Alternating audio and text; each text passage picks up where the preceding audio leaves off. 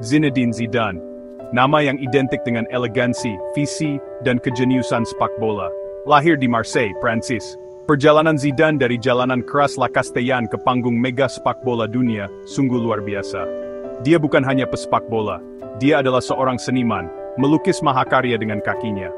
Karir Zidane adalah tontonan memukau dari keterampilan yang luar biasa, penguasaan taktik, dan rasa haus yang tak terpadamkan akan kemenangan.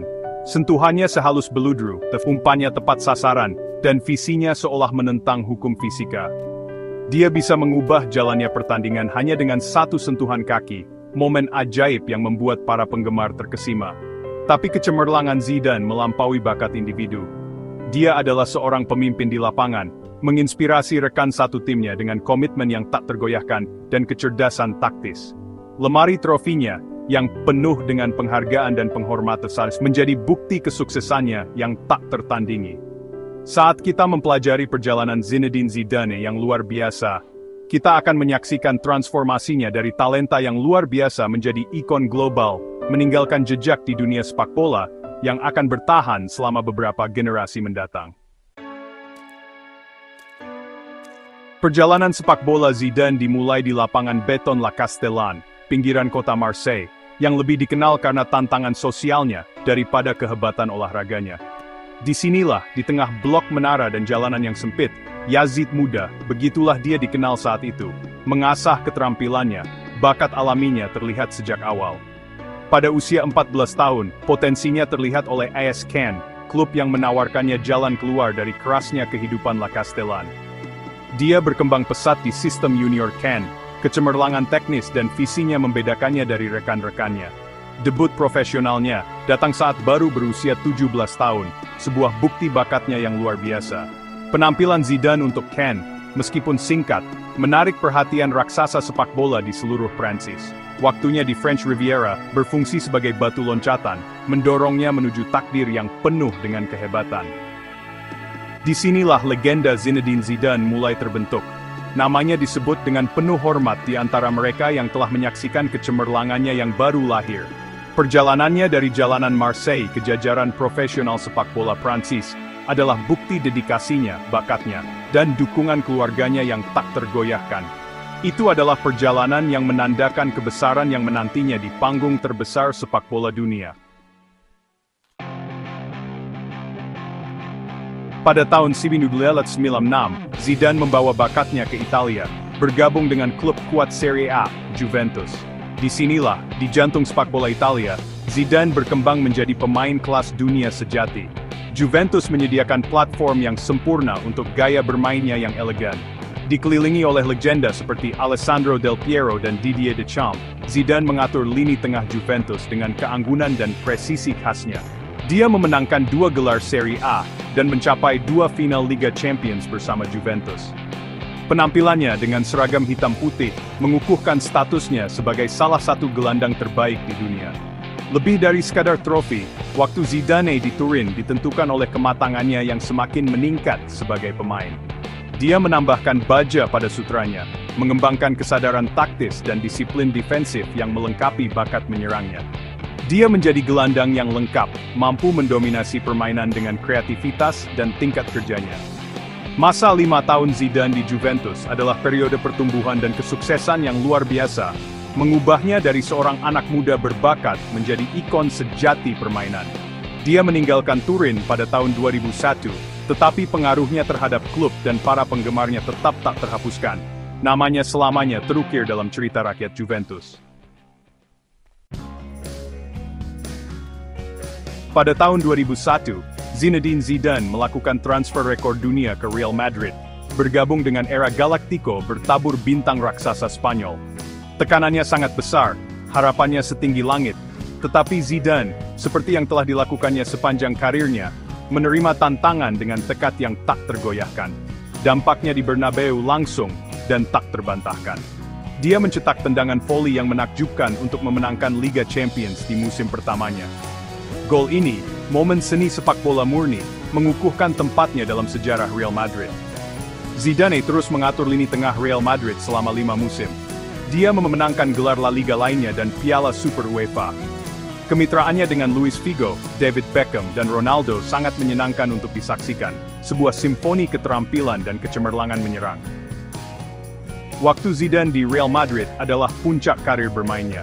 Dia mencapai status legendaris di klub, namanya selamanya identik dengan kesuksesan, keanggunan, dan tendangan voli yang tak terlupakan di Glasgow.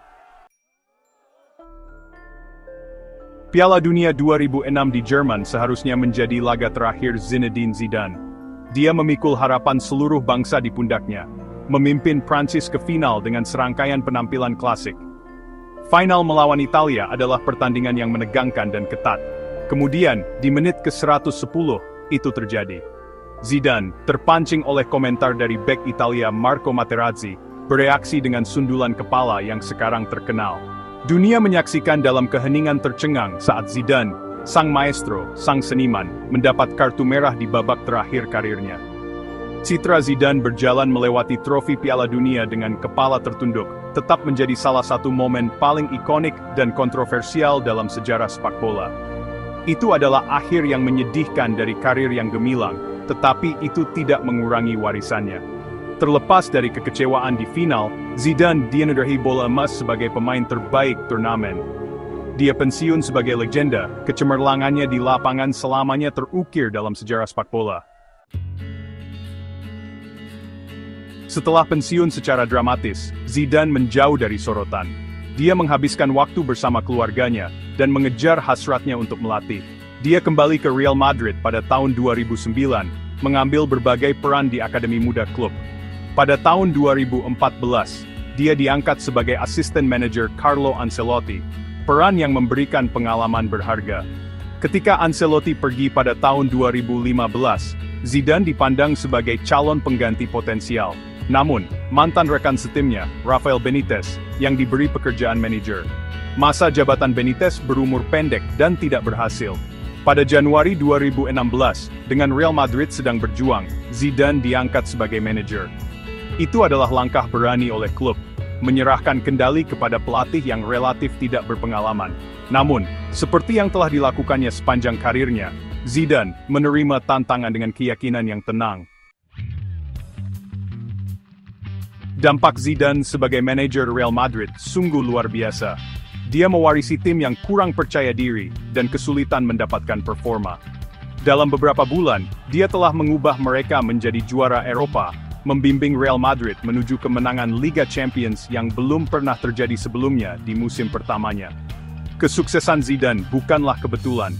Dia memimpin Real Madrid meraih 2 gelar Liga Champions lagi, menjadi manajer pertama dan satu-satunya yang mencapai prestasi ini di era modern.